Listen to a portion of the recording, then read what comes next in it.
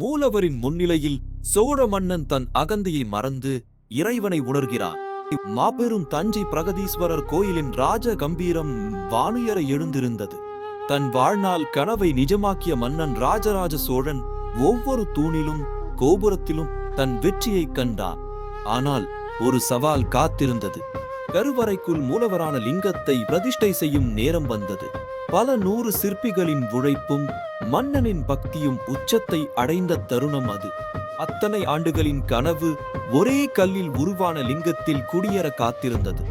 லிங்கம் பீடத்தில் நிலைநிறுத்தப்பட்டதும் அங்கே ஒரு பேரமைதி நிலவியது.